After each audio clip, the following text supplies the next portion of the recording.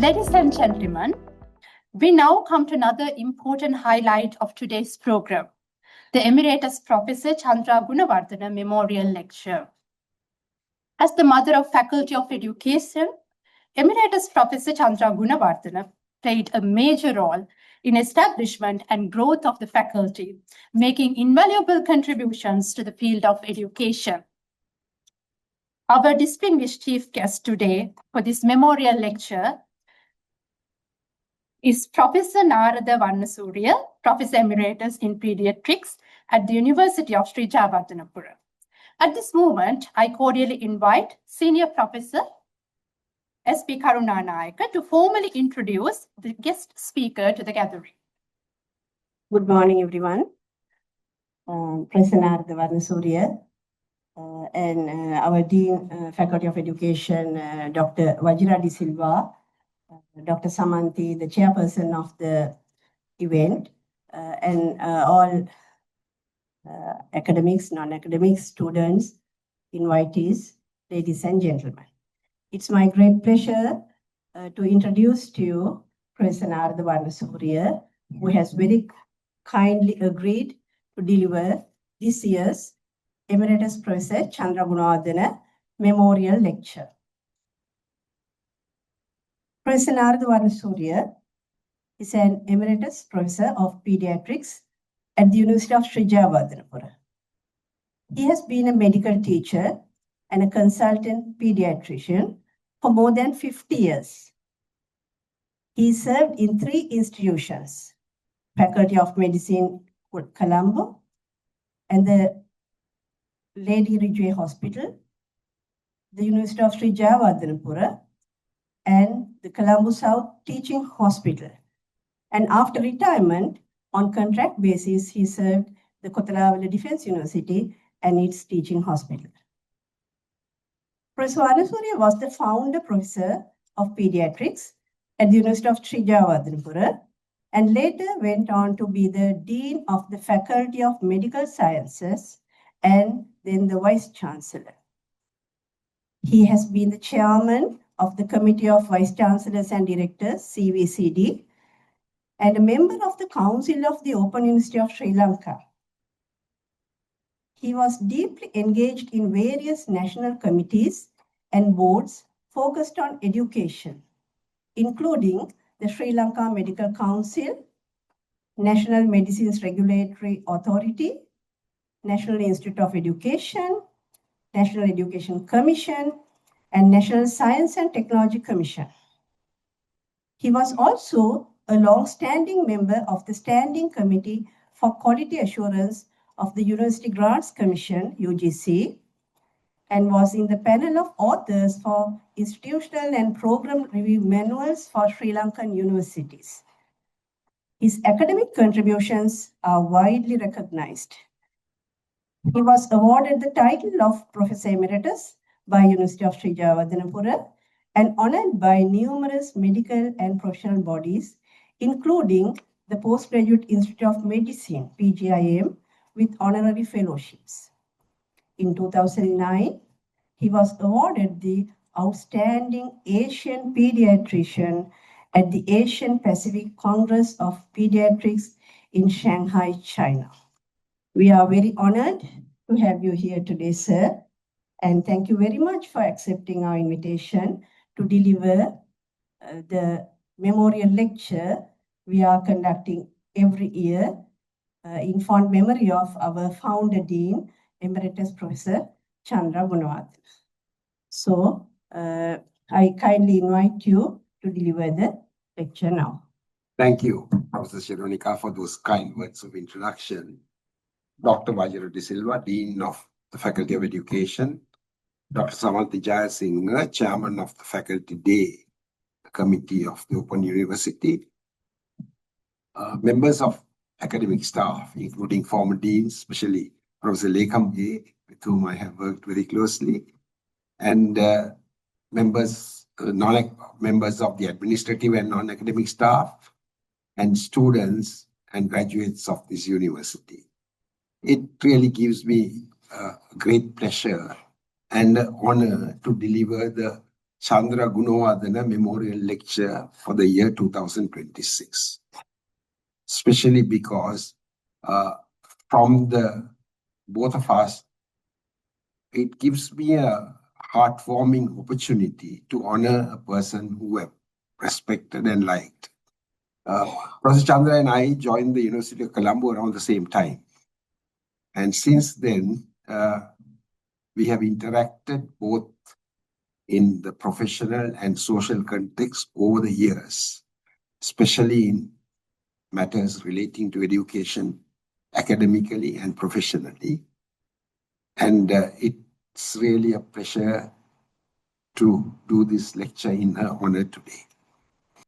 I must thank Professor Shironika, who is the one who invited me for this task, but I thank the Dean and the faculty for having invited me. I think it is redundant for me to give a biographical sketch about Professor Chandra to this audience because she was the chair professor of education and the founder dean of your faculty. And I think most of you know her. But I must say that I am aware at first hand of academic progress, especially research excellence, and the very thorough way in which she mentored her postgraduate students, especially. And I'm also aware of the vast research output of high quality and of national and international relevance in the fields of education and social sciences. And I'm also aware of her role in several, as an advisor and policymaker in several state, non-government, as well as international agencies like SLAED, Sri Lanka Association for the Advancement of Education, SENWAR, I think she was a founder member, UNESCO, and the Commonwealth of Learning, where she was the honorary professor.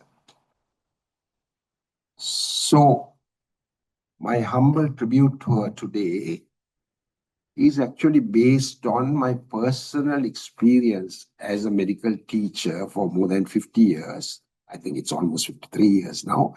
And my deep and wide reading on the subject during this period. So it is really a combination of experience and relevant available knowledge. It's not based on any original research, I must confess, right? But I have, I returned from my postgraduate training in UK in January 1977. And fairly soon after, I attended a 2-week course in educational science at the WHO Regional Center for Medical Education, which was based in the University of Peradeniya. I think in my life, it was one of the wisest things I did. And I have really been influenced by that experience right through my professional career. And it really stimulated me to read widely on the subject of education. Although my primary field was in health, I have been reading on education, and especially I think I have had an aptitude for teaching, about teaching. What makes a good teacher? My father started his life as a teacher and ended up in educational administration. So I have had this liking, and even when I was selected to the medical school, although I could have stayed on at school for the 5 years till we started university, I decided to teach in a secondary school at the age of 18. I was a science teacher at Anand Sastralaya. Right? Yes. So in my readings, I came across a lot of things. Now, this was a gem that I discovered almost 40 years ago. And it's based from a study of a postgraduate training program in one of the most prestigious training centers for medicine in Canada. I'm sorry, I can't give you the exact reference. I have it somewhere, but I couldn't detect it. But it was based on a study of both peers of teachers. That is, we were talking about teachers. So there were teachers, the faculty, and the students, both undergraduate and postgraduate. And what the researcher did was, based on the available knowledge on what makes a good teacher, they constructed 100 sentences to describe qualities of a good teacher. I can remember one of the absurd ones was that a good teacher is always immaculately dressed. yes, like this. And they gave these 100 statements and asked the respondents to select what they thought were the best 6. And this is what came out as the best 6. Teachers' approaches to problems, basic concepts, and not simply facts. Able to communicate ideas and knowledge clearly and presents discussions in a clear, lucid, and organized fashion. Excellent practitioner in dealing with problems in a thorough, complete, organized approach. Able to stimulate intellectual curiosity and promote self-directed learning. Enthusiastic about teaching and seems to enjoy interaction with students. An excellent role model in the way he or she deals with patients and families.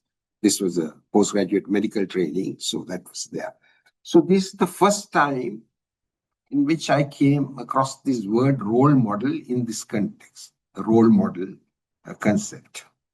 Now I'm going to share with you some very important sayings which I came across in my searches, which have influenced my philosophy as a teacher.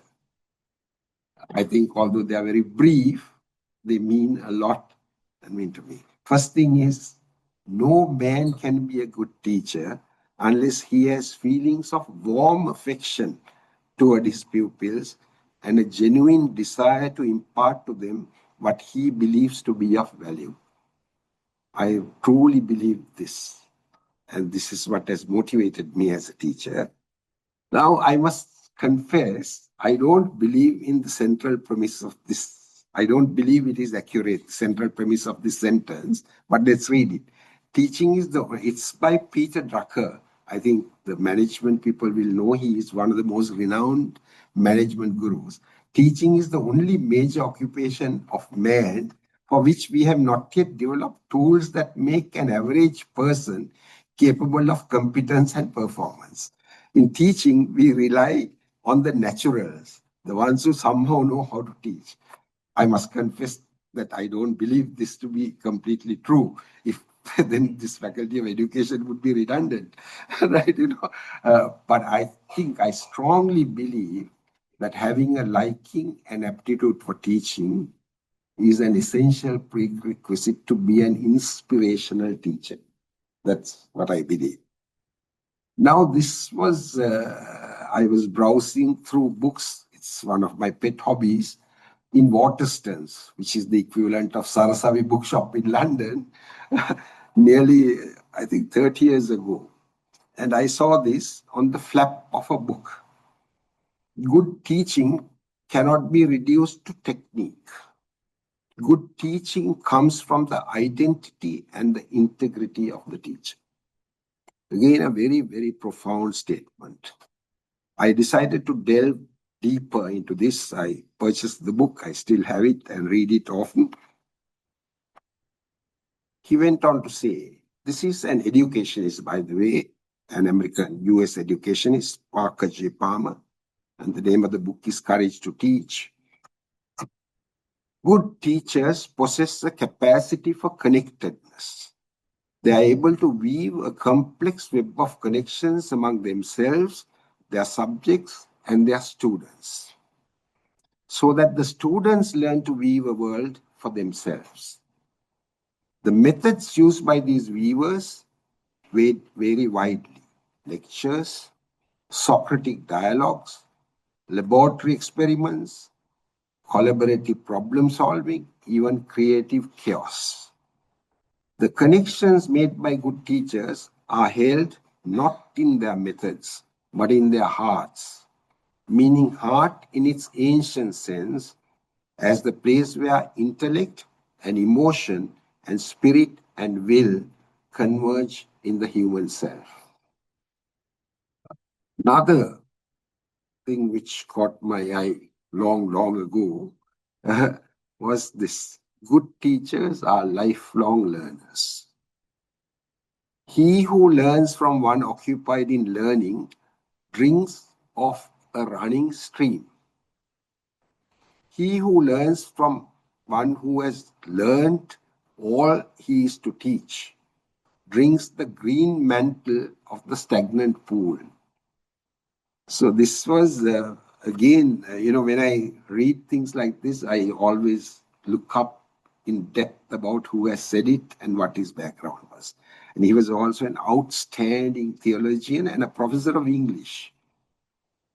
He was the first principal of Owens College, which was the nucleus of the present University of Manchester.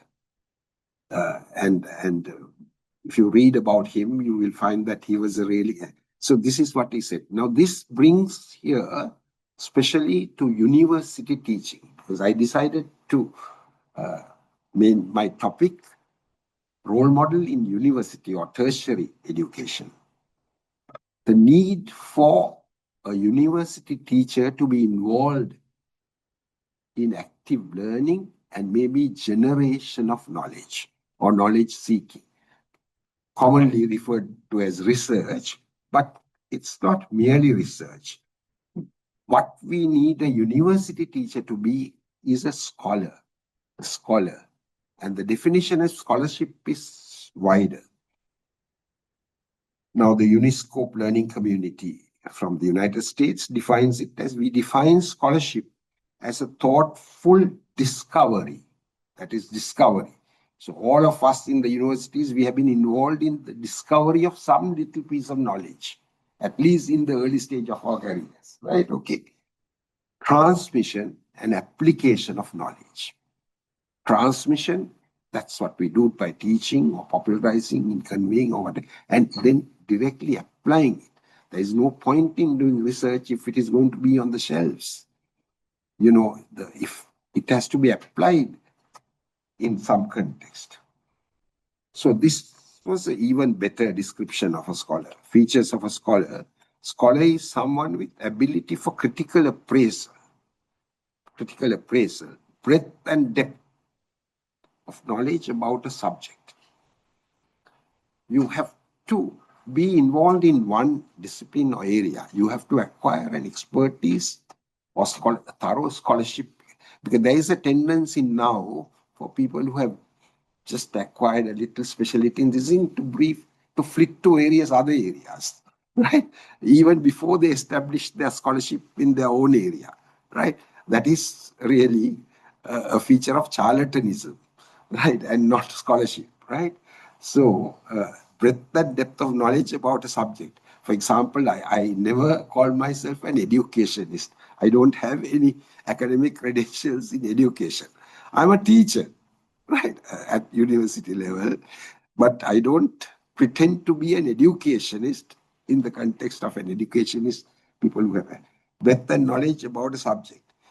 And finally, this is one: ability to integrate and synthesize knowledge to educate and apply. This is something great. There is no point in research and harping on what you found or what you're saying.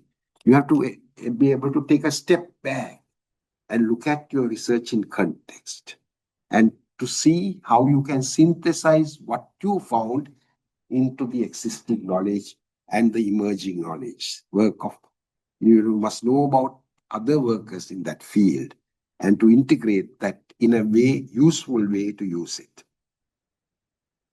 So we come to the crux of today's talk, the main motivation. This is again Daniel Tostison. I think now you have the facility to Google all these names and see. He was a brilliant physiologist, brilliant physiologist and the dean of Harvard Medical School for 2 decades, for 20 years.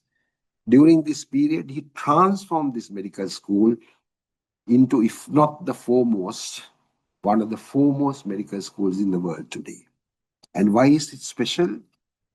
He changed the entire way of learning there. Problem-directed learning, participatory learning. And then he also, I think I didn't do that, he also made it a place where physicians learn to be humane. You know, the need for empathy with your patients. The need to be humane was stressed into the curriculum. So he is a real role model in that sense. And this is what he has said. We must acknowledge that this is ever more true today. You know, the lectures, the old, like, we must acknowledge that the most important and indeed the only thing we have to offer our students, he says, is ourselves. Everything else they can read in a book. That is true. Especially a clever student can really get all the knowledge he needs. I mean, this applies to even medicine. A clever patient can probably make the diagnosis yourself nowadays if you know how to use the tool. But I'm not saying that that is foolproof, right? Okay, because I think the first principle we learned when we learned IT was garbage in, garbage out.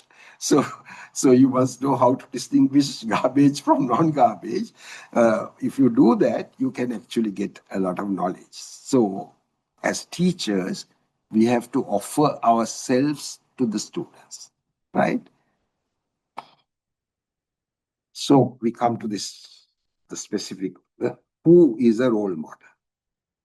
An individual admired for his or her way of being and acting as a good professional. Students or trainees consciously or unconsciously model their activities on such students, consciously or unconsciously, right?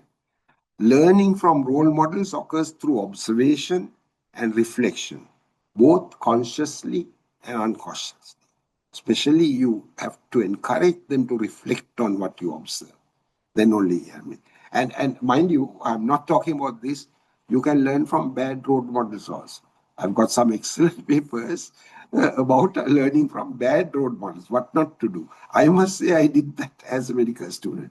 I said, my gosh, I'm never going to be a doctor like this, right? You know, I mean, maybe I will say I might learn how to operate or do the skills, manual skills, but I will certainly not behave with my patients like this. I used to say to myself, even when I was a student, and I expect my students to do the same for me or to anyone else, right? Okay. So reflection, good role models induce formation of good attitudes in a training. However, there is a slight distinction. I must say that this AI generated slide in the sense or the information, but it's a very, I mean, I was quite impressed by the distinction they made. Distinction between role model and mentor. A role model is a person you look up to and admire from a distance. That is very important for my talk today. You don't have to be in direct contact with people.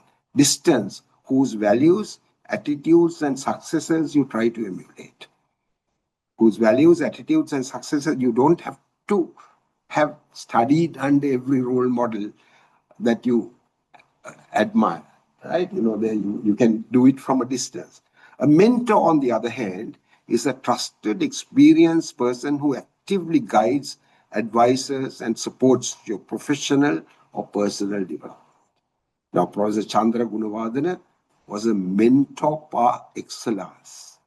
That does not mean that she cannot be a role model. She can be a mentor and a role model. Right? We'll talk about that in a moment, right? Okay. So a mentor is. So I think at this point, let's see. Yeah. Unfortunately, I mean the literature on role modeling in higher education, quite a few publications about it in the global literature. But unfortunately, I used all the search terms I could think of. I could only turn up with one publication in Sri Lanka.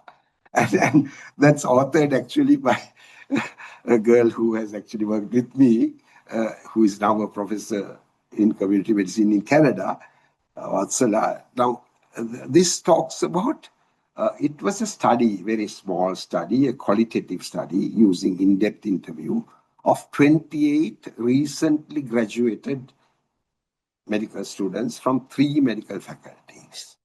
And unfortunately, it gave a slightly negative result about role models. That is because, to be honest, there are, especially in faculties like ours, there are some teachers who think role modeling means just doing your job with hardly a word to the student and expecting that the students learn from them by purely passively following them along, especially a group of 14 or 15. That's what this study describes. So the students said that they certainly didn't learn from role models like this, but they identified a minority who not only displayed very good attributes as a doctor in behaving the way, but they took the trouble to sit down and talk with the students about that and to explain.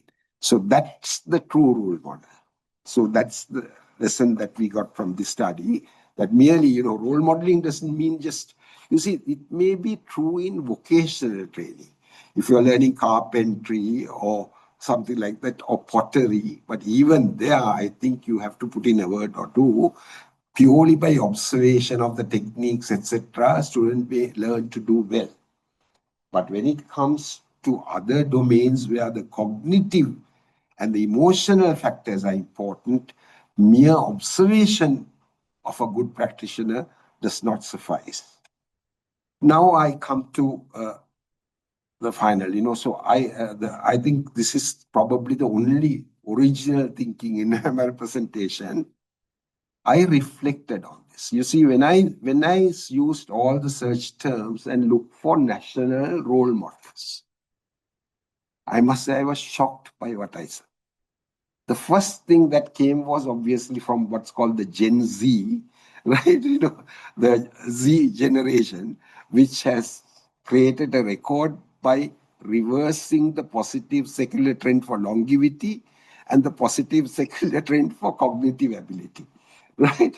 So, the Gen Z publication, it said 100 inspiring Sri Lankans, including diaspora. They were mostly musicians, rappers, even chefs, right? And there was one scientist, Asha Divas, right? And a few entrepreneurs, mostly local, So I was a little bit shocked by that. And I used a few more deep search terms to see whether there are role models in a wider sense. Unfortunately, even in that search, I found that there was hardly any representation from teachers in higher education. The sole exception was Professor J. Jayasuriya. He is figured because we have consciously maintained his knowledge about his image over the years, led by his sons. And then the only other person, when I used change makers in women's, Professor Savitri Gunasekara's name figured. That those were the only 2 names from higher education I could find when I started looking for what's called a pantheon of national role models.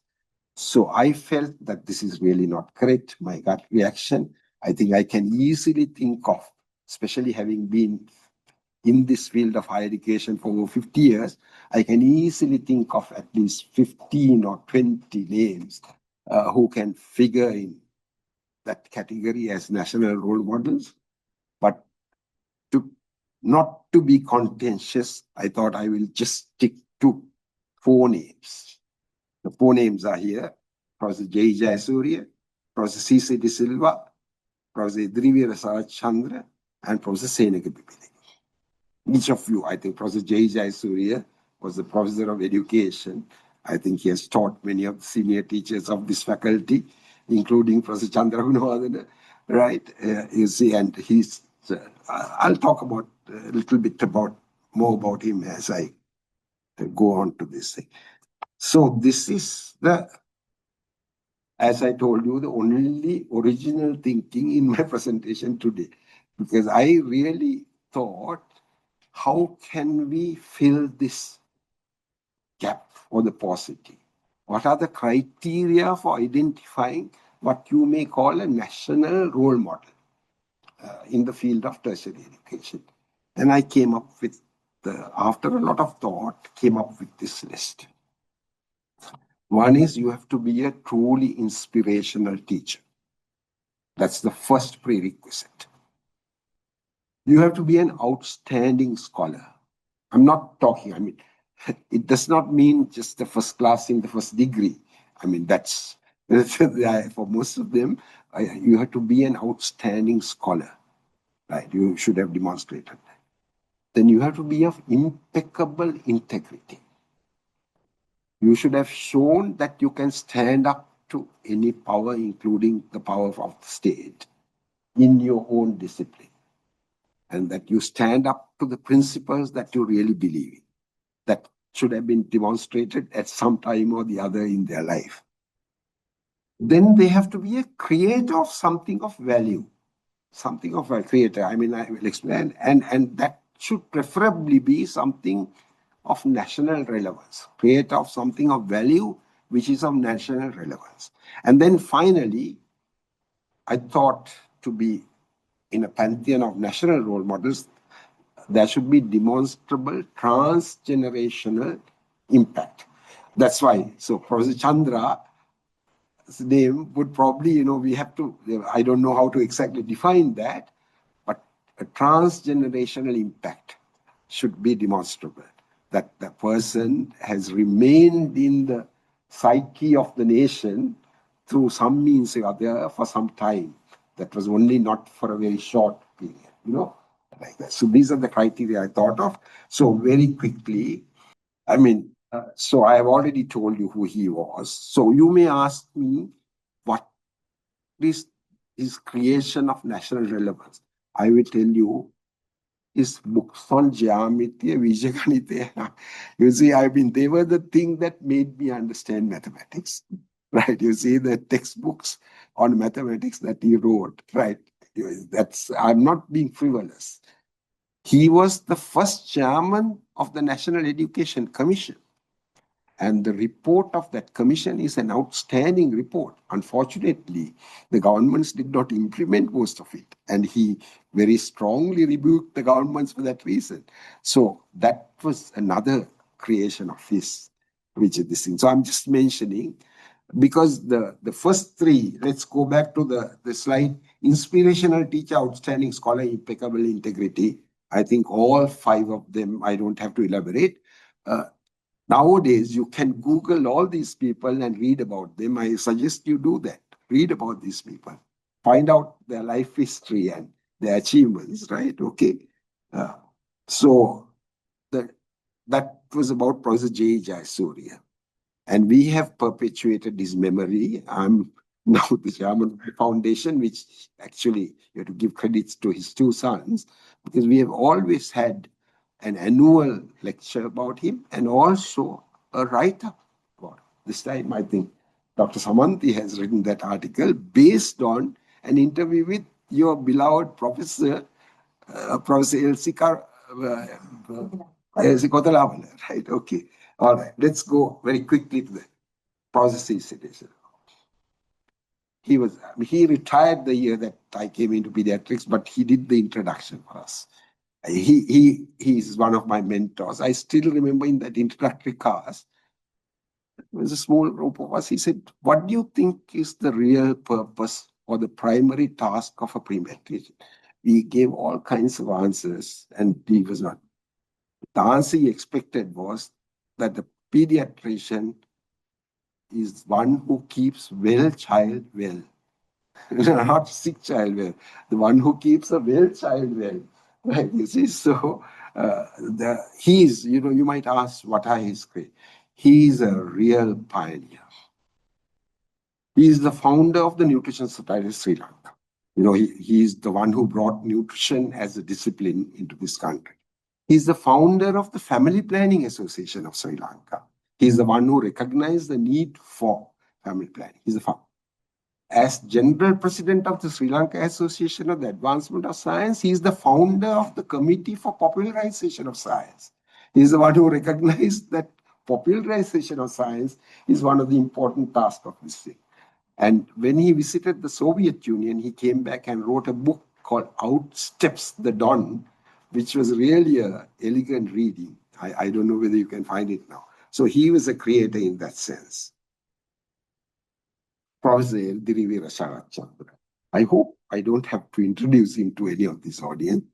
Professor of Sinhala at the University of Peradeniya. We remember him for Manam and Sinhabhav.